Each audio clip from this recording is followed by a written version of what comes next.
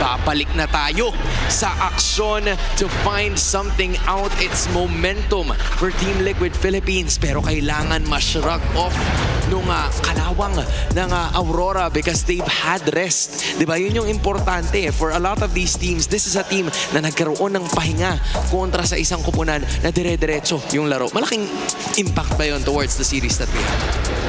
Again sa kabila ng may momentum, sa kabilang team na galing sa lower bracket tapos may momentum. Para sa akin, much better pa rin yung galing ka sa lower bracket. Kasi pag napatumba ka sa lower bracket, doon yung time na makakapag-adjust ka eh. Tapos kapag nakapag-adjust ka, tapos nanalo ka, parang ang laking factor nun. Ang laking momentum booster, no? That's exactly what is happening right now. Pero para sa Aurora, I'm sure they've used those times na to study and prepare for what is ahead. Now we're looking at the draft. Yung Hilda ay tinanggal na ni Coach MTB. Meanwhile, posible na YSS Lancelot na naman ang makikita natin sa bands ng Liquid. At TLPH, may chance din na magpalitan ulit ang Harith and Granger. With that, yung Aurora ba ay magpa-first pick ng isang Harith o kaya ng isang Fredrin? Yun yung mga parang pinagagawan dito. Especially with the Arlo being banned. So, Aurora, Harith o Fredrin? Open ang Isan Shin. May YSS din. YSS. YSS. Pero mapupunta ang Fredrin at Harith. Yun nga eh. Sa side ng TLPH, willing ka bang ibigay yun? Well, ang Aurora, very much willing sila. Now, the trade, just like what you were saying. Siguro dito nalalabas yung yung Fredrin Lapo ng TLPH. Agad, yung dalawang piraso ng Exodia nila. Fredrin Lapo. Yung baraha. Yun yung baraha eh. Fredrin Lapo or Fredrin Harith? What is the answer para sa TLPH? Pwede rin namang Harith Lapo. Pero diba? yun yung Harith. Gatot.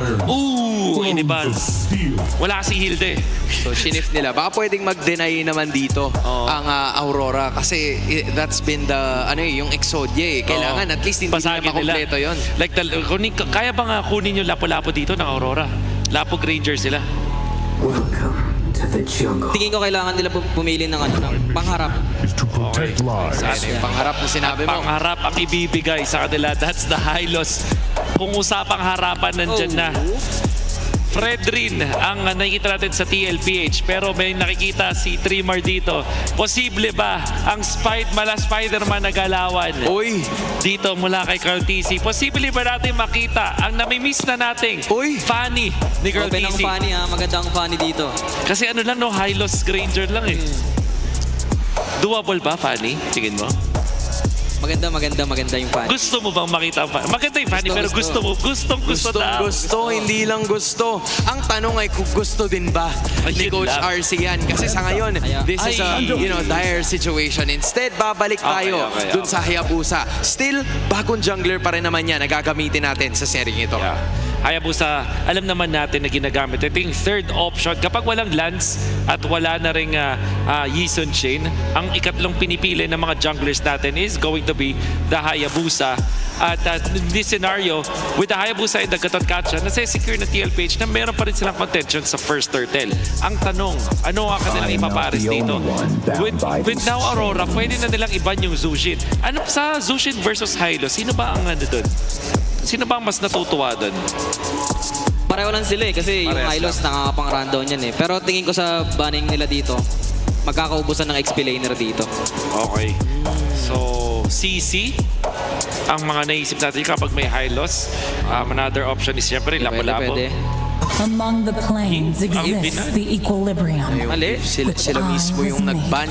Baka ayaw mang Aurora na sila yung maubusan. Kasi pag nag-ban pa dito ng XP, ang TLPH, just nag-fourth pick sila ng XP, baka sila naman yung maubusan. Kumbaga pagandaan na lang sila ng XP laner dito.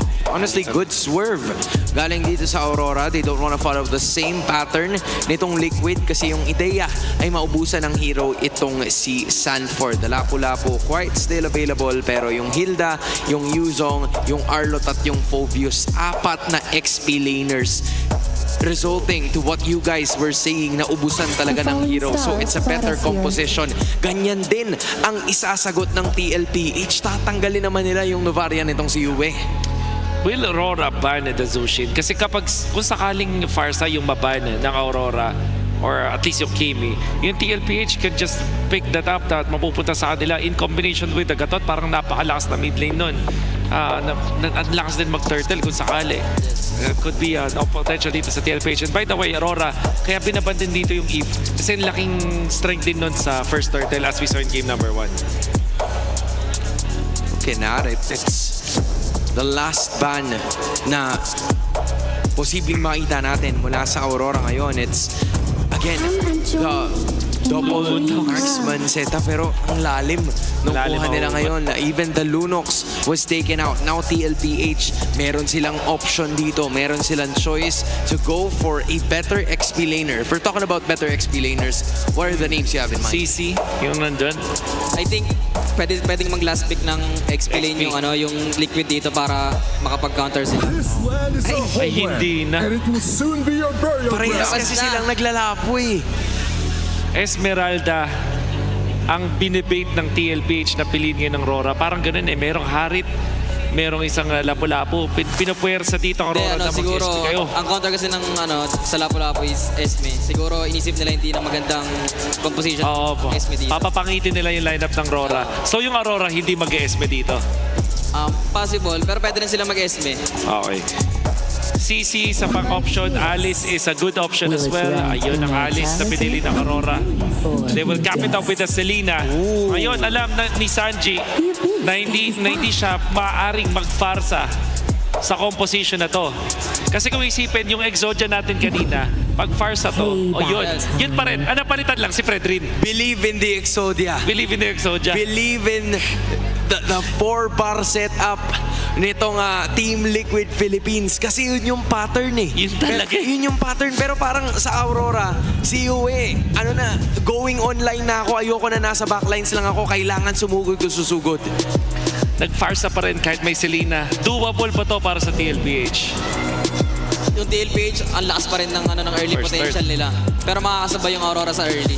50-50. Sino makakakuha ng early sa kanila na yung laro? Again, Yun. another early game potential para sa dalawa nating teams. 3 straight ang gusto ng Team Liquid Philippines. Unang puntos para sa Aurora. What's gonna happen in game number 3? Casters, take the stage. Match point na nga ba para sa Team Liquid Philippines? O makakabawi pa ba at pupuso ang Aurora Gaming? Makikita natin yan sa pagpasok natin sa game number 4 ng ating Grand Finals of Season 16. Min, napakainit ng Team Liquid. Yeah, pabigat din ang pabigat ang atmosfera para dito sa Aurora Gaming na kung saan ay pinipilit pa rin nilang humabol. Pero ibang klaseng beast na nakikita natin at TL. Yeah, pero ngayon makikita natin, they switched the strategy up. Nilabas nila yung Hylos ni Light, yung unang nagbigay ng liwanag para sa Aurora, and bumalik sila sa damage jungler.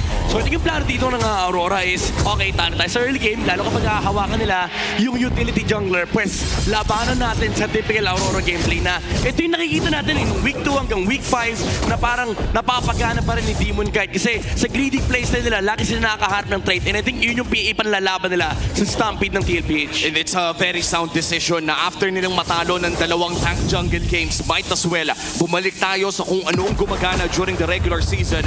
I just want to point out kung gaano naging kaganda ang run ng Aurora Gaming in the regular season.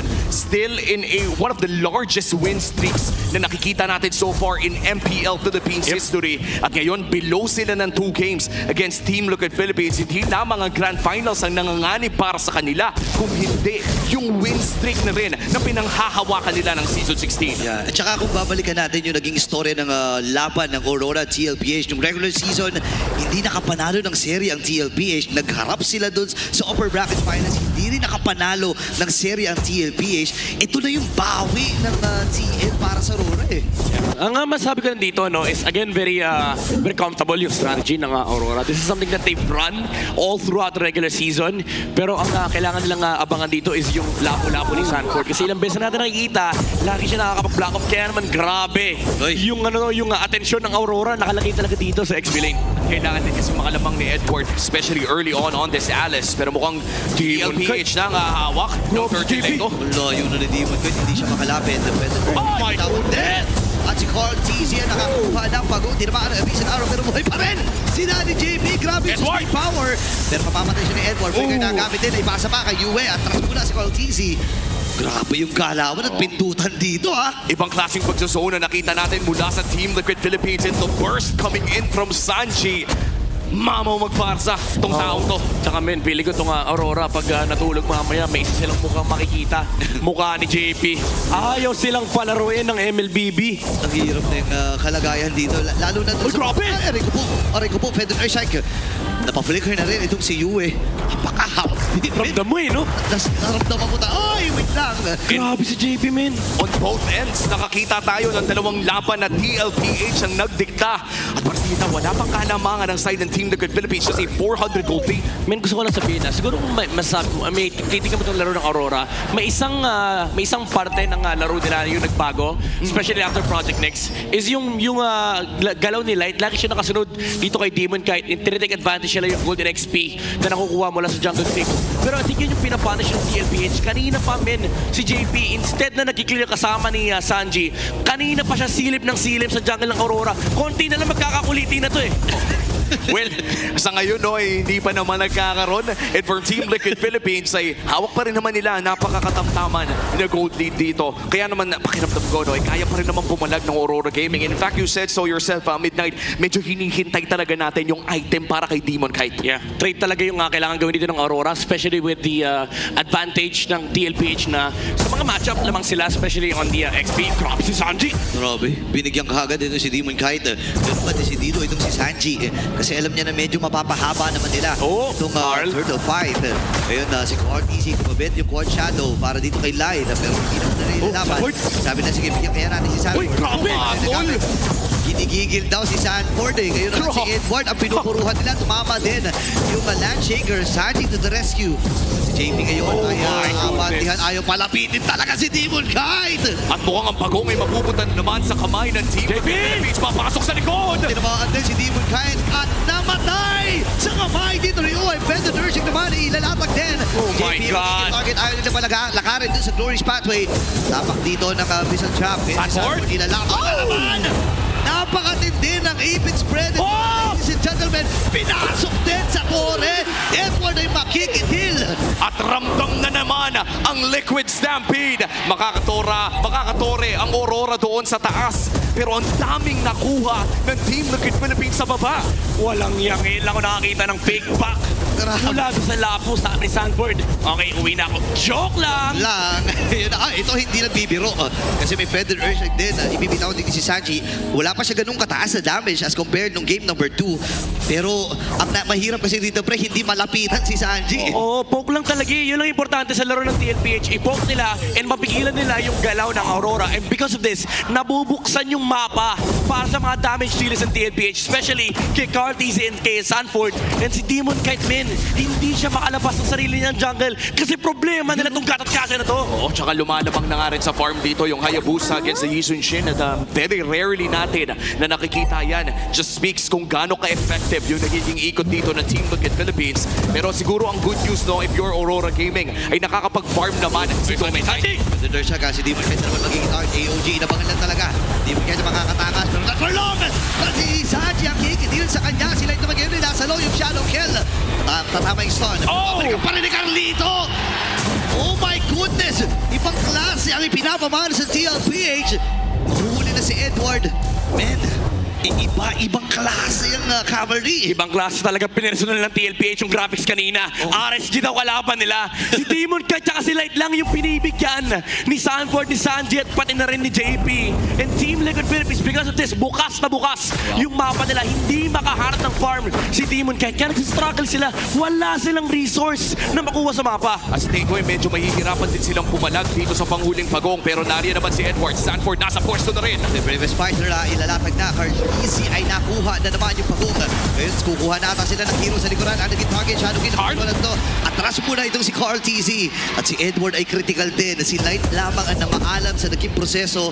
Maganda pa rin ang kalagayan ng TLPH dito. All three turtles secured para sa Team Liquid Philippines. At ramdam mo pa rin yung kikil mula sa Team Liquid. The traces malayo para dito kay Demon Kite. Pero mukhang papasukin pa rin sila. Oh my goodness. Napakatapang ng mga miyembro ng CLPH. Lalo na itong si Daddy JP, men. Yung listahan ng kasalanan niya, sobrang haba na eh. Napakahaba niyan. Imagine mo, 3 game.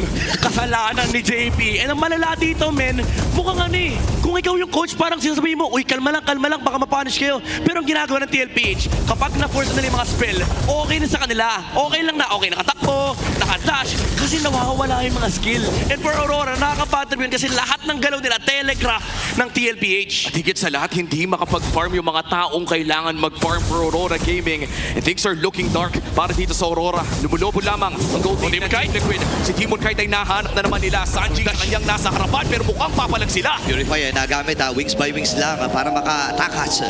Itong si Sanji, JP ay naghahanap. Carl! RDJ papasok, Shadow Gear na nagamit niya. Traces ay nabitawan na. Nandun din yung AOG. Ngayon ay revitalize, ay may kukumit na rin dito ni Light. Si Carl Oh DC my nakikipag-juggle doon. Ang sakit ng Predator Strike. Si Doming ay kailangan ng lumayo. Grabe yung stampede, pre. May dalawang objective. Kumapit yung Shadow! Oh my goodness! Mamamatay si Demon Kite. Ineksata nila itong si Light. At natamaan na nga talaga ng lintik. Oheb will secure that one. Oh wow, nakatore, nakadalawang kills na agawan ng orange buff. Ilista mo na rin yung purple buff dahil mukhang pupuntahan na rin ang Team Liquid Philippines. Mula 4,000 patungong 6, 8 segundo para sa Lord. Kontrolado ng Team Liquid Philippines. Grabe, palaban talaga si Sanji. Edward! Pasok din. Throne of Ruins sa tama yung Vision Arrow. Pero kasi pre, ready yan si JP. Ready siya sa mga listahan ng kasalanan niya. Isipin mo, Men. sinalo niya lahat yun ha. And when we talk about JP, undefeated in all of his grand finals appearances, isa yan sa mga stat line na sobrang hirap tapatan kapag pinag-usapan si JP. Kaya naman kasi undefeated. Tignan mo naman yung ginagawa ni JP, men. Kontroladong MLBB, hindi lang sa kakampi niya, pati yung kalaban niya, kinokontrol niya. Kada dash na makikita niya mula kay Doming Kite at kay Demon Kite, men, may nakalatag kagad na AOG. Grabe na sobrang nakaka-amaze. 4 na MPL appearance. May 2 MPL na grand finals din na hindi sila natalo doon. Talagang kompleto ang stat yung line. magpalaro. Si Edward, ayaw talaga palaroin. Mamay Vision Arrow, AOG. Mula kay JP, Lord. Grabe no, parang nakapamewang lang si Carl DC. Kinukuha yun lang eh. Sabi sa'yo, kada magdadash may AOG eh. Napaflicker tuloy si Edward. And sabi ni JP, okay lang yan. Yung ulti ko, mga 40 seconds lang. Yung flicker mo, 2 minutes. And Sanji again wants to with a feathered airstrike. Si Light ata ay papagsak. Oh! Sapat pala yung dami Oheb! ng TLP. Oheb! Sumabag na rin si Oheb. Nagamit yung kanyang Purify. Atras mo na sila dito. Oh no, Edward! Tinamaan si Edward! One! Two-man stun mula kay Sanford. Wala na sila mga majors dito. Atrasan muna. Oh, grabe! Ayaw mo eh! Big lang! Hindi ako atras. Ang baba na kanyang buhay. Ay! Pero masyado atang napalalim. And TLPH ngayon, kukunin na lang yung mga objectives na nasa paligid nila. Medyo nag-overheat si Oheb doon pero tuloy pa rin ang pagpupush para dito sa Team Liquid Philippines. It is going to be a 5v4 push. Arrow! Nandiyan pa naman yung Lord. Arrow na tumama dito kay JP pero mukhang makakadepensa naman. Feathered airstrike ay nagamit na rin. Somewhat successful defense para dito sa Aurora. Yeah, another punish mula sa Aurora. Nakita natin ito nung game number 2 and game number 3. It is the same. Hindi pwede mag-overhit ang TLPH kasi may mga lumilipad na paa natin. May mga pang-punish din dito yung Aurora. But so far, kailangan pa nila ng konting item, ng konting farm kasi laki talaga ng disparity between Carl and Demon Kite, pati na rin kay Oheb and Doming Kite. Oo, and looking at our Infinix in-game equipment, disparity na yan ay sobrang obvious with the completed items na nakikita natin. Yung iba nandun pa lang sa mga components. Meanwhile, for Team Liquid Philippines ay nandun na sa kanilang pangatlo at pang-apat. Sa sobrang underfarm ni Demon Kite, kinailangan niyang i-skip yung kanyang War Axe. Rumeka siya ng endless battle kahit paano makalaban. Kaso ang problema dito, yung prolonged team fight parang hindi rin nagmamatter for TLPH kasi isang bigla talaga yung habol nila dito. Isang bagsak, isang talon. Yun yung perfect team fight initiation at for Liquid. At 30 seconds na lang no, bago magkaroon ng flicker muli si Sanford. Pakiramdam ko, the moment na mag-up lahat ng mga battle spells ng Team Liquid Philippines ay pwede na naman natin ma-expect yung napaka-aggressive na playstyle mula sa Team Liquid and for Aurora Gaming. Ano pa bang natitirang win condition para sa kanila? Alam mo, kailangan mapigilan nila yung Farsa. But ang problema kasi may kache. Ito yung X-Factor from Team Liquid Philippines. Baka nga next game din natin makita to kasi hindi makahanap ng angulo si Light. Even if ipilit nila, let's say tamaan nila si Sanji, number 1 ang problema nila yung Purify mula rin sa Farsa. And kahit pa na karamihan sa members dito ng TLPH ay tamaan ng Glorious Pathway. Kahit mas slow sila, willing silang lumaban eh. Hindi sila tatakbo. Pero mukhang hindi talaga tatakbo. Naghahanap ng laban ngayon ang Team Liquid Philippines. JP, conceal, looking for the taunt, pero mukhang nanakot lang. And there will be an orange buff secured for Team Liquid Philippines as si Oheb ay papasok din. Ayaw nilang pag-fireman si Demon Kite. Ayaw na bawal lahat, no? Para dito sa Aurora. Pero oh my, grabe na! Ayaw talaga. Lalapit pa lang yung Aurora dito. Binibigyan na kaagad ni Sanji ng Feathered Earthstrike. Klase! Ang sakit sa ulo. Napakadaming kasalanan ng taong ito. Infinix GT30 Pro ang kanyang gamit. Experience victory for every madlang gamer. This man is undefeated sa lahat ng kanyang mga Grand Finals appearances. At GT30 ang gamit niya. Pwede natin gayahin yung GT30. Yung undefeated sa Grand Finals, medyo mahirap sabayan yun. That's the Lord secured para sa Team Liquid Philippines. Pero alam mo, pag rumor ka, masarap din kopyahin yung ginagawa ni JP. Imagine mo, nag-green lang si Demon Kite, men. Nakatitig pa si JP, parang, sige, makukuha ko yan. Purpose killan pa niya. O sige, sa'yo na. Diba? At saka, nang nangyayari pa ka, nilalapitan niya eh. So yung napupunta pa yung attention sa kanya ng mga greens. Ang hirap na kalagayan ng Aurora dito.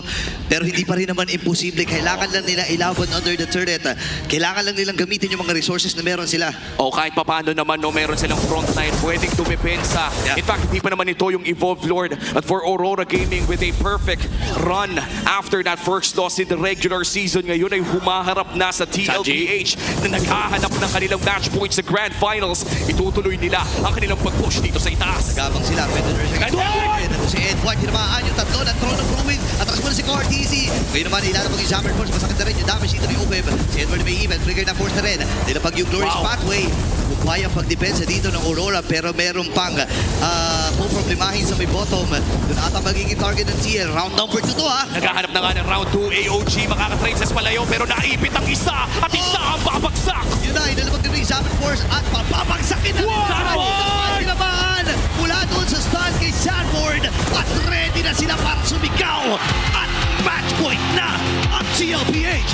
Isa na lang ang hinahanap ng Team Liquid Philippines para masilya ang Season 16 at ramdam mo ang emosyon ng mga manlalaro. What a game mula sa Team Liquid Philippines. Wow! One game from the Golden Road for Team Liquid Philippines. Napakainit ng action na ito. Well, maraming kailangan i-breakdown para sa larong ito. Match point for Team Liquid. Paano kaya ito i-breakdown ng ating panel? Match point for Team Liquid Philippines! A dominant stand ang kanilang ipinakita. Believe in the Exodia. Believe in the system. Wolf, nababanggit mo to kanina pa. Apat na heroes, dagdagan mo lang ng Hilda. Nawala yung iba, naging Voltes 4, Voltes 3. Pero yung same system, yung same heroes, ang ginagamit ng TLPH against Aurora that keeps them winning and keeps them left on their tracks. Yung pinaka-core nung strategy na meron dito ang TLPH, pinapagana nila. Biglang lumalabas yung mga ganitong strategy sa dulo. And our MVP is the guy na hindi pa natatalo kapag nasa Grand Finals na siya. That's JP with Discatot Kacha. Gano'n na ka ba kahaba ang listahan ng kasalanan ng taong to? Hindi ko alam, mas mahaba pa siguro sa buhok ng kung sino man ang may pinakamahabang buhok sa mundo. Si Odin. Si Odin. Oo nga, tama. May point ka. Si Odin. If you know, you know. Hey, from what we saw, si JP gusto niya malinis lang yung record niya. And this is the reason why he's one of the best and most achieved roamers natin. Not only in the league, but also internationally.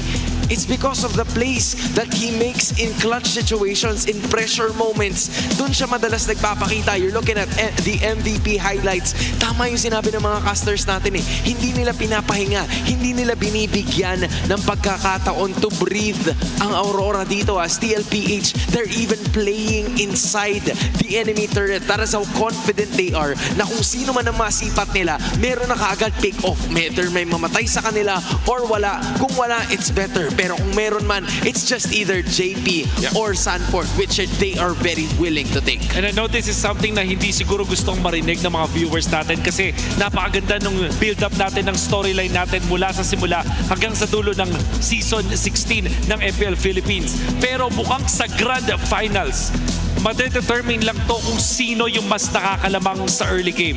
The way that we are seeing the draft from both teams, hindi na siya about dun sa kung ano yung binild natin na mga storylines na kung sino ba talaga yung mas resilient.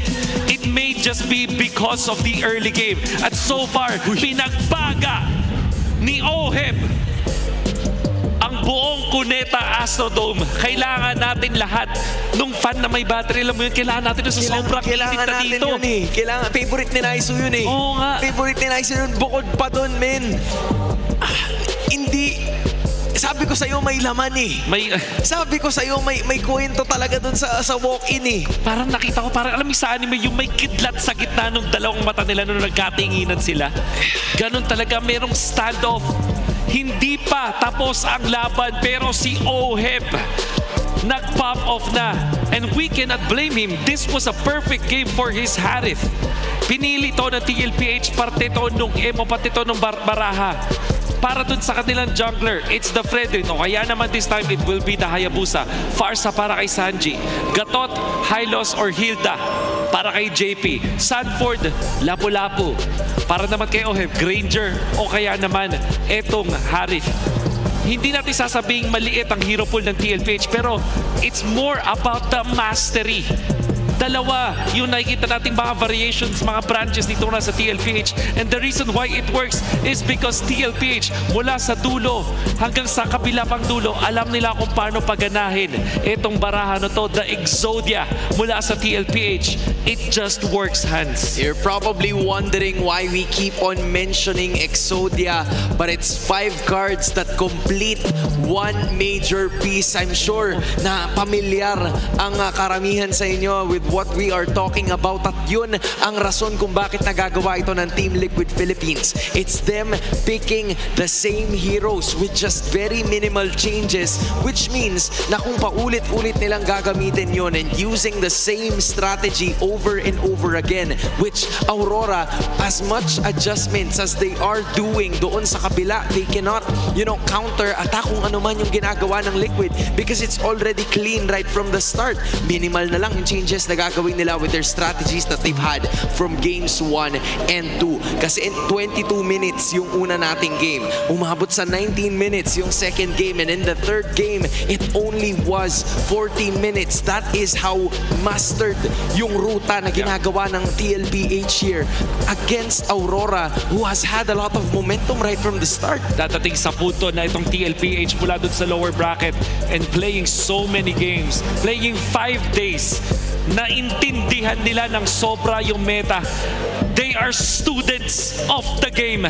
At sa ngayon, mukhang nagiging maestro na ang TLPH. They have understood that sa first part ng playoffs, kailangan matindi ka mag-fighter gold lane. Pero eventually, kailangan mo makahanap ng nagpa-funnel ka ng mga assassins dun sa may jungler role. Tapos, hahanap ka ng way para pagganahin yung mga marksman. Sa dulo, binalik